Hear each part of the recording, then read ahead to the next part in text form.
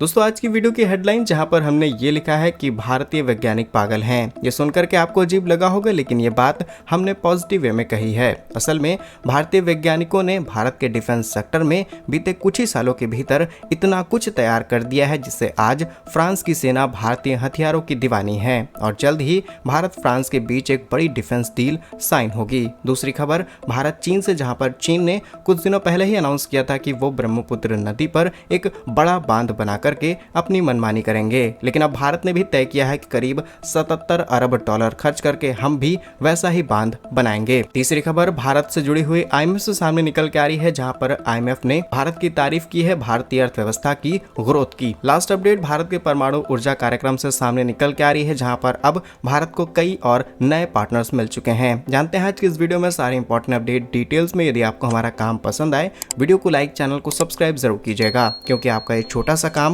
आप तक ये जरूरी खबरें लाने में हमारी बड़ी मदद करता है। तो पहली बड़ी खबर फ्रांस से सामने निकल के आ रही है, जहां पर भारत ने कुछ ही सालों के भीतर डीआरडीओ और भारत की जितनी भी प्राइवेट कंपनीज हैं साथ में मिलकर के ऐसे हथियार तैयार किए हैं जिससे आज दुनिया भारत को उस रूप में नहीं देखती है कि भारत सिर्फ हथियार खरीदता था, बल्कि अब भारत हथियार एक्सपोर्ट करने वाला भी देश बन चुका है। और आज अगर मोटा मोटी आंकड़े आप लेकर के चलें तो करीब 100 देशों को हम हथियार और हथियारों से जुड़े हुए कंपोनेंट्स एंड पार्ट्स को एक्सपोर्ट करते हैं। फिलहाल फ्रांस से रही अपडेट यह है कि फ्रांस की सेना के चीफ जनरल पियर शिल भारत की लंबी दूरी की रॉकेट, लॉइटिंग म्यूनिशंस और काउंटर ड्रोन सिस्टम खरीदने के लिए काफी ज्यादा इंटरेस्टेड हैं। और यह खबर तब हाईलाइट हुई और भारत ने अपने सभी हथियारों का परीक्षण उसी समय कर लिया था जब भारत ने ओपी सिंदूर करा था। और इसी के साथ फ्रांस की सेना के चीफ ने भी लगभग इसी चीज को बेस बनाते हुए हथियारों में इंटरेस्ट दिखाया है। उनका मानना है कि ओपी सिंदूर के दौरान भारतीय डिफेंस सिस्टम्स ने जिस तरीके से अपना प्रदर्शन दिखाया है वो तारीफ के लायक है। फ्रेंच सेना के प्रमुख ने कहा कि वे अपनी लंबी दूरी की आर्टिलरी सिस्टम और अपग्रेडेशन के लिए भारतीय पिनाका रॉकेट सिस्टम खरीदने की इच्छा जता चुके हैं। और इसी बैठक के दौरान उन्होंने बताया कि पिनाका के लिए ऑलरेडी एक लंबे समय से बातचीत चल रही है, क्योंकि भारत ने जिस पिनाका सिस्टम को बना करके तैयार किया है वो बहुत ही कम प्राइस पर है और यूरोपीय देशों के हथियारों की तुलना में बहुत ज्यादा पावरफुल है। दोनों देशों के बीच आर्टिफिशियल इंटेलिजेंस और समुद्र के अंदर युद्ध के लिए किस तरीके से अपनी क्षमताएं और ज्यादा तैयार की जाएं, इस पर काम किया जाएगा। ओपी सिंदूर में भारतीय सेना द्वारा इस्तेमाल किए गए हथियारों की सफलता ने फ्रांसीसी सेना को काफी ज्यादा दीवाना बनाया है। फ्रांस और भारत दोनों ही भविष्य के युद्ध के लिए अलग अलग तकनीक तैयार करना शुरू कर चुके हैं, जिसमें UAV training, counter drone operation, electronics warfare और कंबाइंड ट्रेनिंग तक को शामिल किया गया है। इसी के साथ हो रही इस बैठक में दोनों देशों की सेनाएं वार्षिक एनुअली ज्वाइंट एक्सरसाइज भी एक दूसरे के साथ करेंगी, जिसमें टेक्नोलॉजीज और उन्हें ऑपरेट करने की ट्रेनिंग आपस में शेयर की जाएगी। अब वापस लौटते हैं हम अपने वैज्ञानिकों पर। डीआरडीओ का नाम तो आप अच्छे से जानते होंगे, जहां पर डीआरडीओ की तरफ से तैयार किए गए पिनाका रॉकेट सिस्टम की अलग ही पहचान है अंतर्राष्ट्रीय बाजार में। ये सिस्टम है जिसने पहचान बनाई है अपनी ताकत के दम पर। पिनाका का मार्क 1 सिस्टम 45 किलोमीटर तक मार सकता है। मार्क 2 ER संस्करण की रेंज लगभग 90 किलोमीटर तक बताई जाती है और भारत अब इसकी रेंज को लगातार अपग्रेड कर रहा है। और फ्रांस एक ऐसा देश है जिसके पास दुनिया के सभी हथियार एडवांस हथियार मौजूद हैं। भारत फ्रांस के बीच में राफेल से लेकर के तमाम इंपॉर्टेंट डील्स भी साइन हो चुके हैं। इसके बावजूद भी एक ताकतवर देश अगर आपके हथियार खरीद रहा है तो आप मान लीजिए कि आपके हथियारों में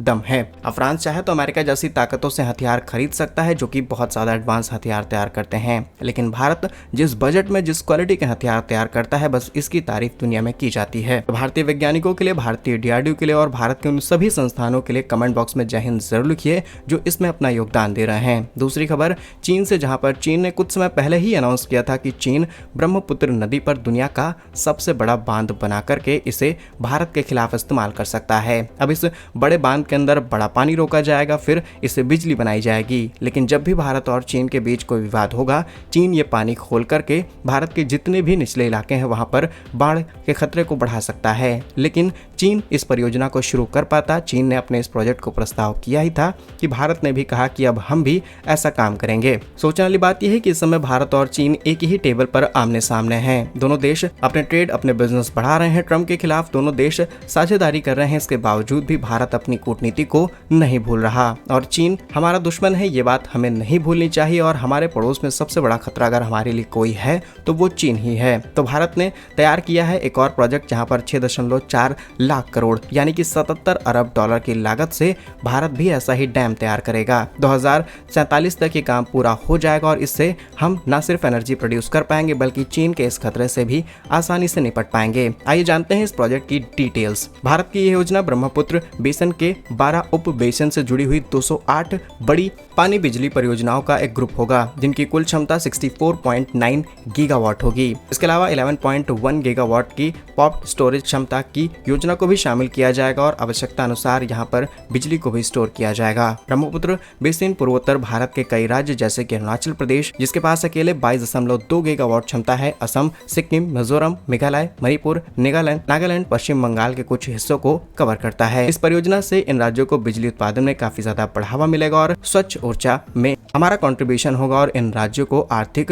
विकास में मदद मिलेगी। वहीं चीन अपने इस प्रोजेक्ट में लगभग 167 अरब डॉलर खर्च करेगा। चीन लगभग हमसे डबल पैसा खर्च करने वाला है, लेकिन भारत सरकार की तरफ से प्रस्ताव किया गया ये अब तक का सबसे बड़ा प्रोजेक्ट होगा। नेक्स्ट इंपॉर्टेंट अपडेट IMF से सामने निकल के आ रही है, जहां पर IMF हो, वर्ल्ड बैंक हो, दुनिया के बड़े संस्थानों ने कुछ समय पहले तक तो भारत की अर्थव्यवस्था को देखते हुए, भारत की परचेसिंग पावर को देखते हुए, भारत की GST को देखते हुए ये प्रेडिक्ट कर लिया था कि भारत की GDP ग्रोथ कुछ खास नहीं रहेगी। स्पेशली जब से ट्रंप ने 25% एडिशनल टैरिफ लगाया है तब से ये चीजें लगभग क्रिस्टल क्लियर थी। लेकिन अब जो आंकड़े सामने निकल के आए हैं भारत की ग्रोथ रेट के, इन्होंने सबको चौंका करके रख दिया है। असल में IMF प्रमुख क्रिस्टालिना जॉर्जिवा ने भारत की तारीफ की है। IMF की प्रबंधक जॉर्जिवा ने भारत के अंदर किए गए structural changes, specially digital payments के लिए उठाए गए जितने भी इंपॉर्टेंट कदम हैं उनकी तारीफ की है और कहा कि भारत जिसकी ग्रोथ हम प्रेडिक्ट कर रहे थे कि 3-3.5% या फिर 4% के आसपास रहेगी, वो भारत कैसे 6-6.5% की ग्रोथ रेट पर पहुंच गया है। इसके अलावा वर्ल्ड बैंक ने भी भारत के वित्तीय वर्ष 2025-26 की GDP ग्रोथ का अनुमान लगभग 6.3% से बढ़ा करके अब 6.5% कर दिया है। वहीं RBI के गवर्नर का मानना है कि भारत की GDP की ग्रोथ 6.5 नहीं बल्कि 6.8 रहेगी, यानी कि ओवरऑल डेटा अगर आप निकालेंगे तो ये 6% से ज्यादा है। और इसके पीछे रीजन बताया जा रहा है कि GST रिफॉर्म्स हुए हैं, सडनली आपको चेंजेस देखने को नहीं मिलेंगे, लेकिन ये चेंजेस एक लॉन्ग टर्म इंपैक्ट डालने वाले हैं भारत की GDP ग्रोथ में। और GDP हटते ही भारत के अंदर परचेसिंग पावर बढ़ी है तो डेफिनेटली इसका आउटपुट भी आपको देखने को मिलेगा। लास्ट इंपॉर्टेंट अपडेट भारत के परमाणु ऊर्जा कार्यक्रम से सामने निकल के आ रही है। बड़ी खबर यह है कि भारत का परमाणु ऊर्जा कार्यक्रम अब एक नए चरण में एंटर करने वाला है, जिसमें प्रोटोटाइप फर्स्ट ब्रीडर रिएक्टर की ईंधन को फिल करने की जो मंजूरी थी अभी तक नहीं मिल पा रही थी, लेकिन अब ये सारे डॉक्यूमेंट्स, ये सारे पेपर्स, ये सारे वेरिफिकेशंस क्लियर हो चुके हैं। यह 500 मेगावाट की क्षमता वाला लिक्विड सोडियम कूल रिएक्टर जो भारत की परमाणु ऊर्जा में सबसे बड़ा योगदान देगा, जो कि प्लूटोनियम और थोरियम की ऊर्जा उत्पादन पर भी बेस्ड होगा। फिलहाल PFBR तमिलनाडु के कलपक्कम में स्थित है, जहां इस रिएक्टर में ईंधन को अलग अलग तरीके से फिल करने की परमिशन मिल चुकी है। अगर टेक्निकल टर्म्स में बात की जाए तो यह रिएक्टर एडवांस टेक्नोलॉजी पर बेस्ड है, जिसमें फास्ट न्यूट्रॉन की डिमोलिशन प्रक्रिया शामिल है, जो अपनी खुद की खपत से ज्यादा ईंधन उत्पादन करता है। बस आप इतना ही समझ लीजिए। असल में जिस रिएक्टर को बनाया गया है ये जितना ज्यादा ईंधन कंज्यूम करता है उससे ज्यादा एनर्जी प्रोड्यूस कर देता है। मोस्टली केसेस में या फिर फिजिक्स में कहा जाए तो ये चीजें बहुत कम देखने को मिलती हैं और भारत ने इसमें सफलता हासिल की है। अलग अलग कंपनीज के साथ पार्टनरशिप करते हुए, रूस का साथ लेते हुए हम इसमें आगे बढ़ चुके हैं और आगे चल के ये प्रोजेक्ट भारत के लिए गेम चेंजर होने वाला है। क्या कुछ सोचते हैं आप इन सभी खबरों पर? कमेंट्स में अपनी राय जरूर बताइएगा। भारत के ऐसे ही वीडियोस पाने के लिए वीडियो को लाइक, चैनल को सब्सक्राइब जरूर कीजिए। वंदे मातरम, भारत माता की जय।